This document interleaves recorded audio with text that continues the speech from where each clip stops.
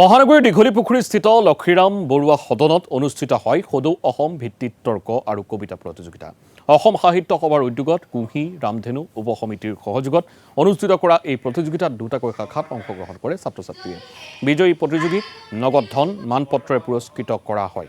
অনুষ্ঠানত উপস্থিত থাকে অসম সাহিত্য সভাৰ প্ৰধান সম্পাদক দেৱজিৎ বৰাকে ধৰি কুঁহি ৰামধেনু উপ সমিতিৰ বিষয়ববীয়াসকল।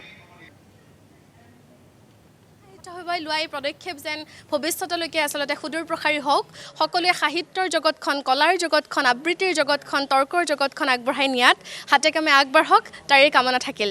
সাহিত্য সভাই আজি অসমৰ বিভিন্ন প্ৰান্তৰ ছাত্ৰ ছাত্ৰীসকলৰ মাজত আবৃত্তি প্ৰতিযোগিতা আৰু তৰ্ক প্ৰতিযোগিতা আয়োজন কৰিছে। দুটাকৈ শাখাত এই প্ৰতিযোগিতাসমূহ আয়োজন কৰা হৈছে।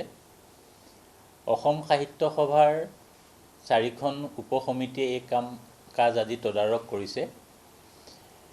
আমাৰ আশা যে অসমৰ ভূমিখণ্ডত থকা যিসকল প্ৰতিভাৱান ছাত্ৰ ছাত্ৰী আছে, এই ছাত্ৰ ছাত্ৰীসকলক অসম সাহিত্য সভাৰ মজিয়াৰ পৰা প্ৰতিভা বিকাশৰ পথটো দেখাই দিবৰ কাৰণে এই অনুষ্ঠানটোৰ আয়োজন কৰা হৈছে।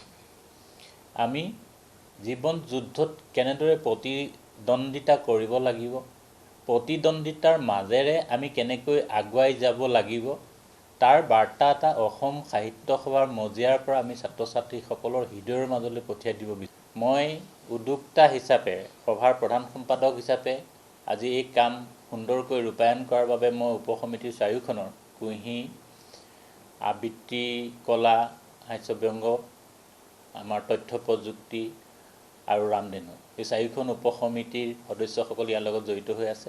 মই তেওঁলোকক ধন্যবাদ জ্ঞাপন কৰিছোঁ। অসম সাহিত্য সভাই লোৱা